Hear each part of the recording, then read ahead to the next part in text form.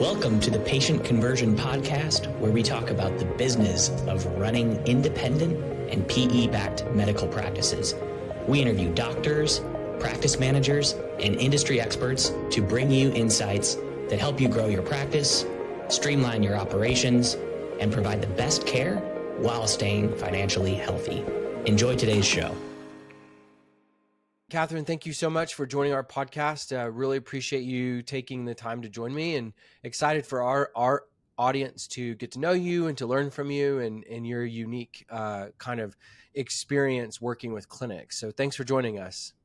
Absolutely. I'm so excited to be here. I appreciate you guys having me. I love what Boost is doing. I love the podcast. I think I've listened to all your episodes. So it's Cool. exciting to see and hear what you guys are doing in this space.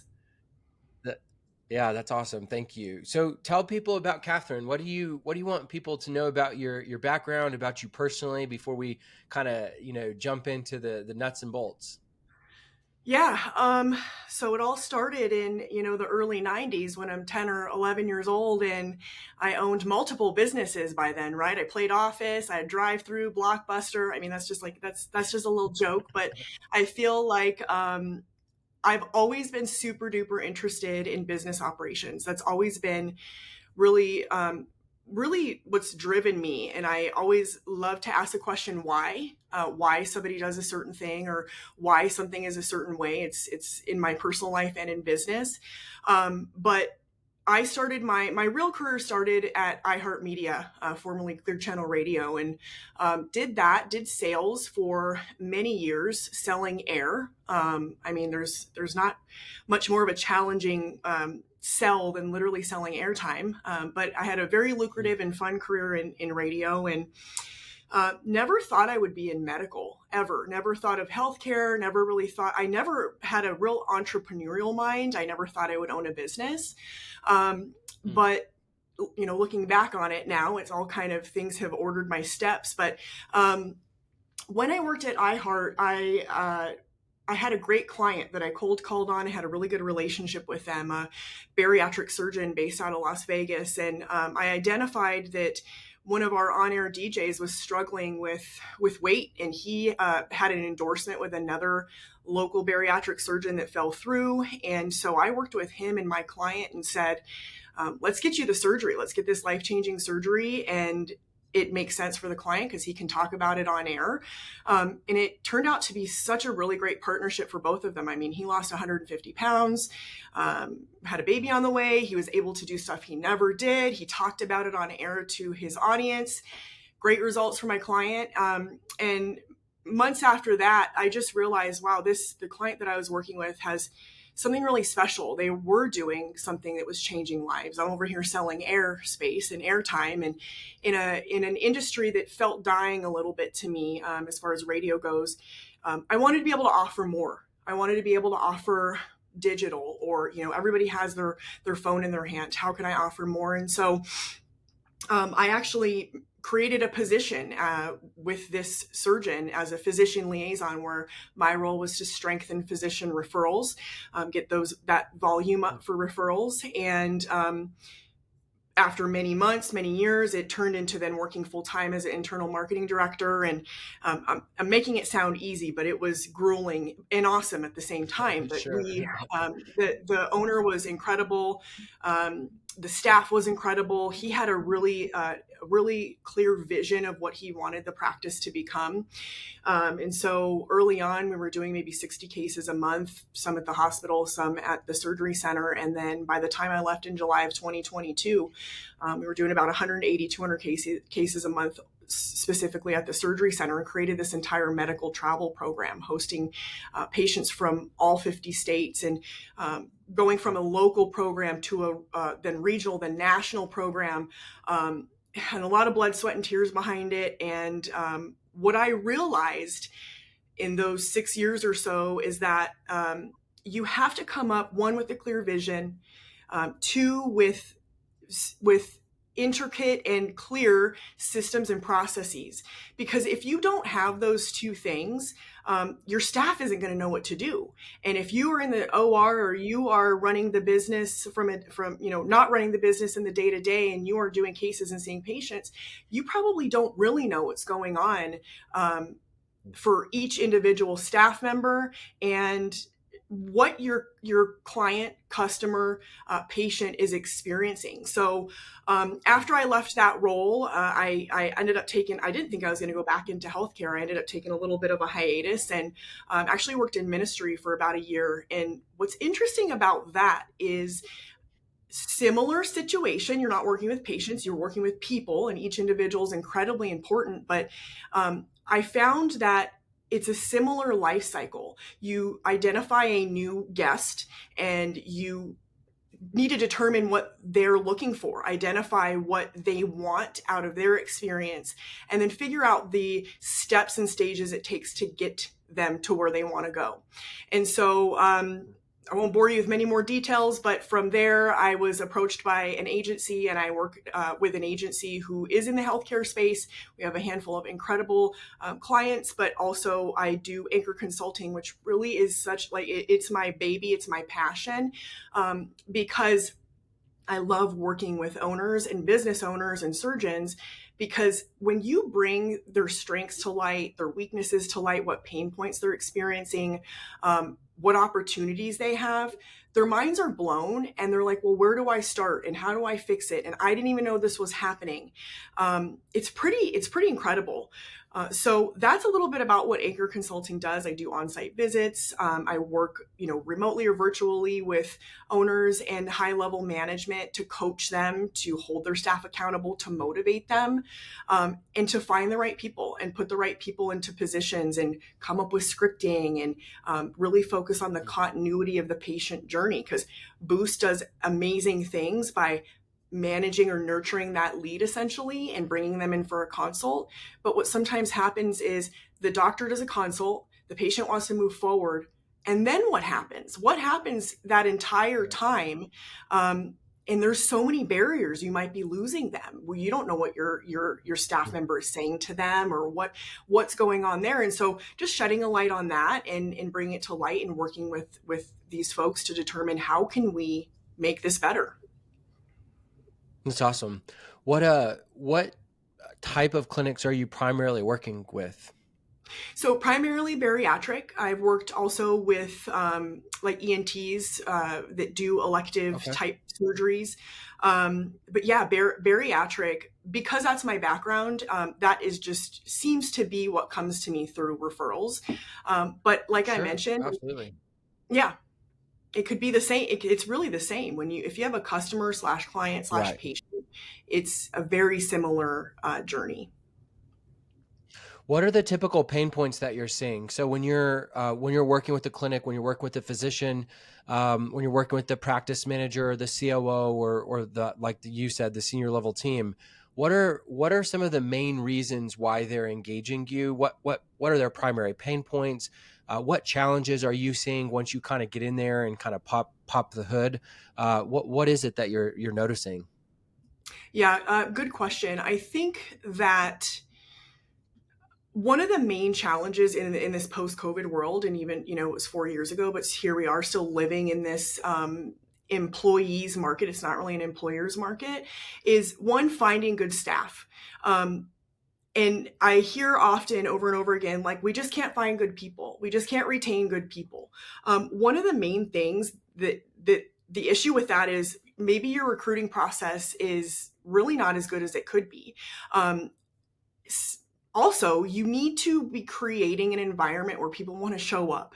And so that starts again with the owner casting vision. Why are you doing this? What is important to you? What do you want your patient to experience? And how can you instill that into your staff?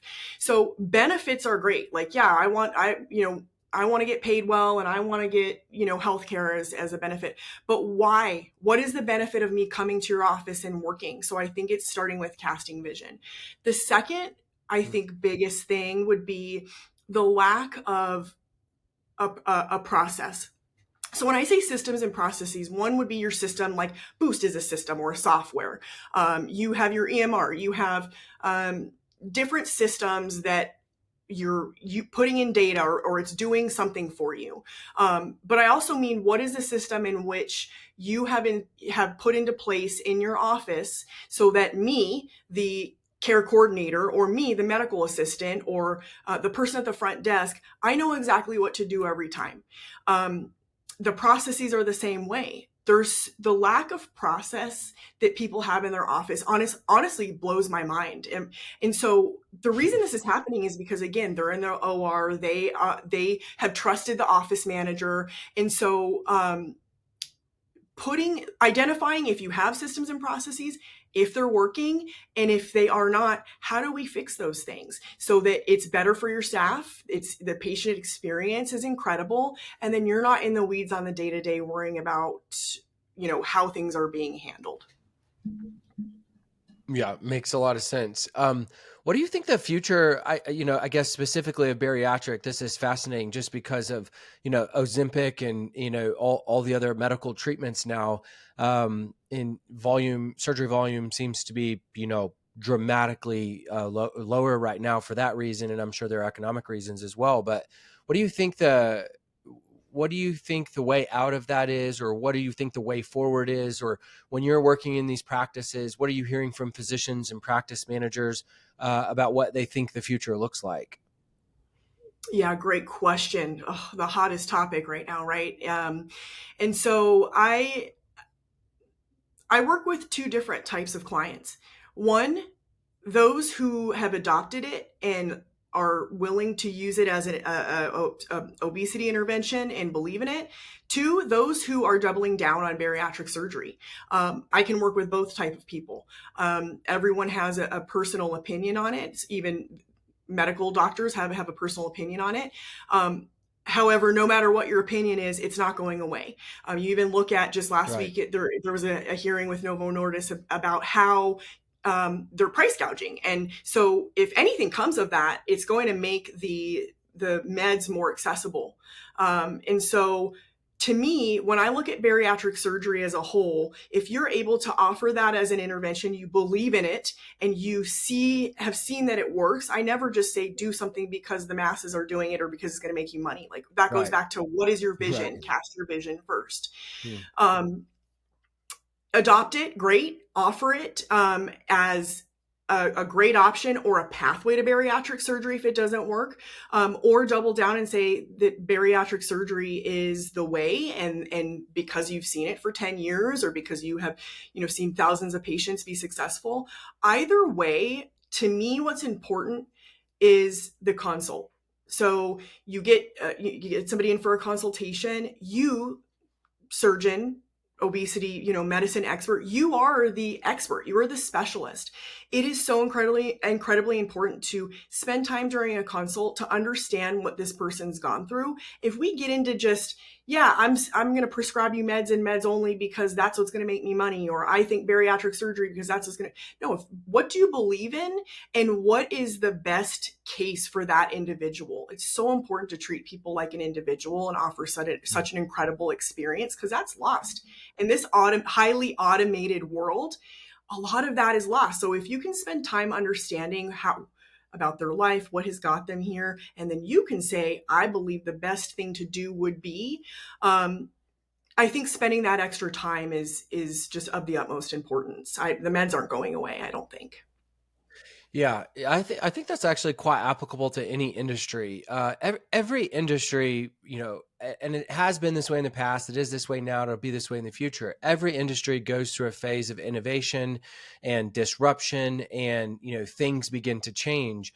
And I can really appreciate what you're saying, particularly about like solve for the patient, do what's best for the patient. And that's really applicable to any kind of healthcare vertical that's experiencing disruption or innovation, and it's changing the business model, or it's changing surgery volume, or it's changing something that they've been used to for a long time. So I can really appreciate what you're saying, and really think it's applicable to, again, more than just the bariatric vertical. Have you noticed a significant difference? I feel like this is a leading question, but I'm just curious if you have anything that like jumps out of you. Even a recent experience, kind of the difference between the doctors who, the physicians who are sticking their head in the sand, kind of mad, at the present challenges, versus the ones really taking it, the bull by the horn and using it as an opportunity to think different or be different or practice different or take advantage of the opportunity to kind of rethink how they do things. Like, what's your experience been like with different types of physicians? Yeah, good question. Sort of a leading question, but also what's interesting is that um, I don't know if I would even use the term like burying their head in the sand. I know some are. The folks I'm working with that are like, I'm doubling down on bariatric surgery is because they truly believe that bariatric surgery is better. And they Hmm. also believe that there are some pretty serious risks involved with meds that they're not telling us. And we know that that's possible. Right. And so I think that with those particular clients, what's important is the education piece. So if you just say we're not offering meds because we believe bariatric surgery is superior, okay, well, here I am. Why is that? Hmm. Can you explain to me why? Because if I'm scrolling my Instagram feed and every third or fourth ad is about meds and I'm considering it, I'm not going to accept that you just saying bariatric surgery is better. So the education piece is so important. The surgeon needs to get out there and educate their audience, and these folks of why they believe this, what they should be looking for, and not again for a selfish come to me and I want you to be my patient, but because they genuinely care and they want to educate the world about their stance. Now, the folks who were early adapters of meds, and they also believe in it, because two things could be true. You can believe in it and believe it's a great intervention, or you can not believe in it and believe that there's better options. And so the folks who have adopted it early are just, they have another pathway or another silo to get patients in. And even some of those folks who try meds for a period of time ultimately turn into bariatric surgery patients. Now, if you have Yeah. 20, 30, 40 pounds to lose and you lose it and you're successful on medication injections, then the journey stops there. You're not going to become a bariatric patient, but now they have a whole different Right. set of patients. So I really think education is Yeah. the biggest thing. Yeah. That makes a lot of sense. Yeah, and sounds like a unique way for a practice to differentiate yourself, is doubling down on education, doubling down on the patient experience, doubling down on the patient education as a function of the patient care. So yeah, that's really really good insight. So earlier when we were talking about pain points, that you see in clinics, you talked about staffing and culture and recruiting and getting good alignment around that so you can recruit the right people and retain talent. You talked about systems and processes and just how the practice functions and making sure the team's equipped so everyone can do their work to the best of their ability. Are there other common pain points that you see in practices that either create dysfunction or prevent profitability or growth, like other pain points or common things that you notice in a practice? Yeah, I think sometimes it's unique to each individual depending on how long your management has been there. Um, I, I, I this kind of goes along with the systems and processes, but I see that owners don't really know what's going on. So the lack of accountability on that they are sharing or encouraging or needing from their upper Mm. management, whoever's running the day to day. And then also with that person, it's hard to manage a staff. It's hard to manage when you're working with something as sensitive as bariatric surgery. These are highly sensitive patients, as they should be. They've been treated poorly by culture, by community, by doctors, and so it feels highly like more sensitive than other types of healthcare. So sometimes it's hard for them, meaning the management, to hold their staff accountable. So now you have this issue of a domino effect, essentially, where okay, you can't hold your staff accountable. So then you, the manager, are just doing it, just whatever it is. I'm doing the task or I'm covering or whatever. And then you find out, you're the owner, and you find out that your manager can't do it. So then you're just doing it. Well, I have this, I'll just do it myself mentality. So I think holding people accountable is so huge. And there's a way to do that that really starts from making clear vision, clear systems and processes. See, it all kind of works together. And so, yeah, and not having continuity of care for patients. So I think that's so huge, where again, you are the owner, you're the surgeon. I've done my consult, I've done my job until it's time to scrub in. But what happens between the time they leave your office for the consult and they walk into the ORs, roll into the OR, if you don't know what's going on there, there's a lot of barriers that you need to be aware of. And there's a lot of opportunities for the patient to be like, I'm out of here. I've changed my mind. And so how do we uncover those things so that the owner understands and knows, then can hold people accountable to carry out their vision, essentially? Yeah, that's really good. Makes a lot of sense. What are some of the marks of success of a healthy clinic? So we've talked about some of the challenges. What are some of the things you've noticed that really kind of differentiate a growing, efficient, effective, profitable practice? What are some of those marks of success that you've noticed? That's a good one. Strong management, and what I mean by that is someone who puts the business first. Maybe they have some friends in the office, but this is business. You can be likable, but you can also be stern. So, I think of the folks that I work with who are growing and who are really pushing the limits, and it's a strong manager. So appointing somebody in that role that has a pretty strong backbone, but also believes in your vision. They know what it is. They are an extension of you. They say something, so your staff's not like, oh, well, what did Doc say? Well, I want to know what he says. It's putting someone strong in that role. And then the owner not getting stuck in the weeds. So what I mean by that is, if they do the steps it takes to make your clinic healthy, you should be able to come in and just do the consult. You should be able to come in and just do surgery. But when things change, you have an idea, how do you implement that? You don't just walk in. I've seen this happen so many times. Light bulb goes off. Doc goes into the office manager and is like, hey, let's do this. Do it tomorrow. Well, that's not realistic. You're running a clinic, but right. there's a healthy line between that, because we don't want to stay stagnant. We want ideas. We want to change. We have to grow and change and revolutionize and refine the way that we're doing things in order to become better. So it's having a little bit of self-control, but also being a visionary, changing things, having a process to make sure that you can capture your opportunities and maximize those. Yeah, it's really good. What are you personally excited about in terms of the industry and your future? Like when you think about Anchor Consulting, or you think about working with some of your existing customers, what excites you, and what are some things you're looking forward to on a personal level? So I think what I'm so grateful for about this role is I do love working from home, but I equally love going into an office. Like, being around people energizes me.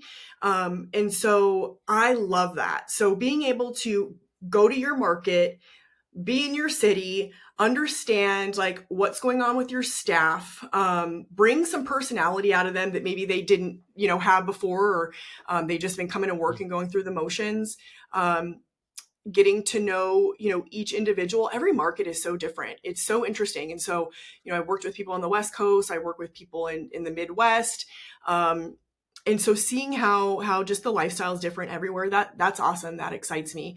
As far as bariatric surgery is, like, I will fight tooth and nail that bariatric surgery is not just, a dying thing. Like, I really believe that there is a space for both meds and bariatric surgery. And so whatever I can do to help clinics and management and owners redefine or change how they're doing things so that they can continue doing what they love, like that is what I'm going to do. And so it is exciting. It's, just seeing the growth and what what makes me nervous, you didn't ask this, but I will tell you anyways.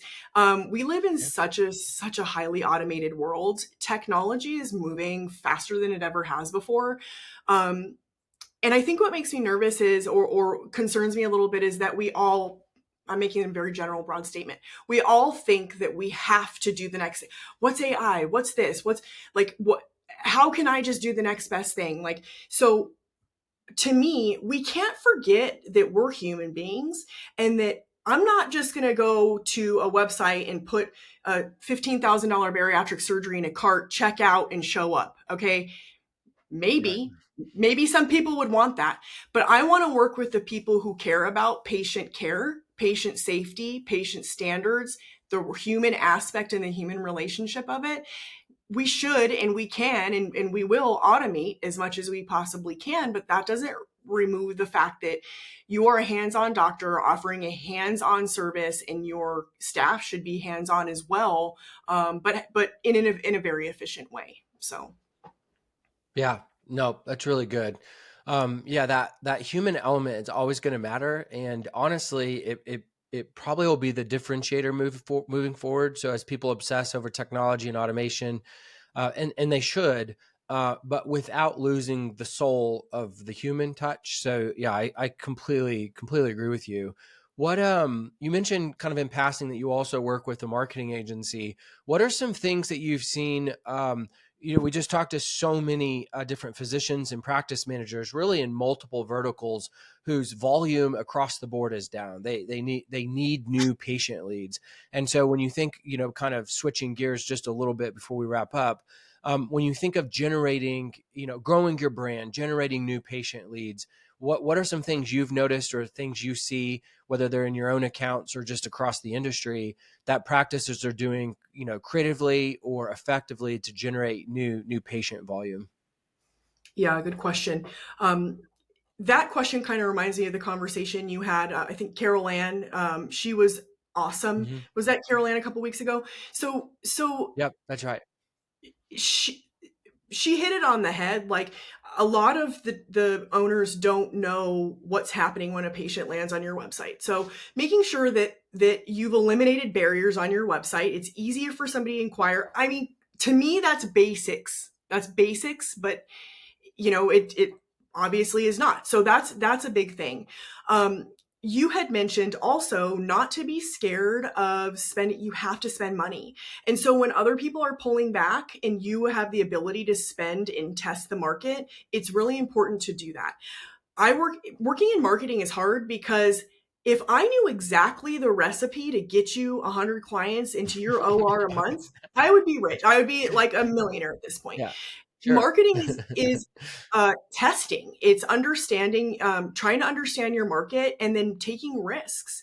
And so you Hmm. are going to feel a little bit uneasy, but you do have to take risks and see what works. It's important to work with somebody that does understand your industry, or at least healthcare as a whole, and trying to get that funnel full. And so Yeah. you got to take risks. You do have to be willing to spend some money. You should work with a company that is highly accessible and willing to have a conversation with you and show you results and make tweaks, because you can make changes to digital ads on the fly. And so it's not like this is TV. This is not traditional like radio anymore, where you have to come out and film a spot and now we got to put it into traffic it and make sure it runs. Like, we can make changes on the fly. And so, but also at the same token, you have to be patient. You have to be patient and see what works. The last thing I'll Yeah. say about that is, um, being in marketing is tough because it's always our fault. It is always the marketing Yeah. person or company's fault. Like, why is this not working? And why aren't we getting more patients? But that's where Anchor Consulting comes in, where it's like, okay, you have opportunities, you have leads, you have Yeah. prospects. What's happening with them? Where are they going? It's something that you are doing. So how do we figure that out? And you can't really, only in this day and age, only rely on one method of lead gen. It can't only be digital ads. It can't only be a couple $1,000s a month in digital ads. There has to be multiple funnels that they're coming in through. What are you doing to continue the referrals to come in? What are you doing boots on the ground? Is there someone in your office that has an hour a week that can go have conversations in your market? It kind of sounds antiquated. But if you can do that stuff and cultivate and nurture those relationships, that's huge. So yeah, just not relying on one thing and taking a risk, being patient, I think are the three main things for Yeah. me.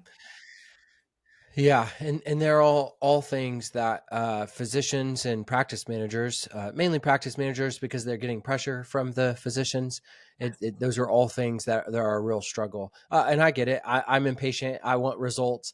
Just yeah, just the nature of it. Okay, well, this has been really great. Super thankful for you joining. How can people connect with you if there's a practice manager, if there's a physician listening to this that would love to learn more about you and the way that you can help practices make improvements? What's the best way for them to connect with you? You can go to my website. It's anchorconsultingltd.com. There is a get started. You can book a discovery call with me. You can just connect with me there. And that's the first step. Let's just do a quick discovery call, 20-30 minutes. I'll ask you a bunch of questions. You'll see if we vibe. We'll see if my capabilities align with your vision, and if you have one. And that's that first step. Love it. Yeah. And for those listening, we'll make sure to include that website in the show notes. So if you forget it, all you got to do is go to the show notes and click on it and take you right to our website. Catherine, thanks again for joining us. Really appreciate you sharing your wisdom, insight, experience. So thank you very much. Thank you very much, Kate. It's been a pleasure. I appreciate you. Thanks.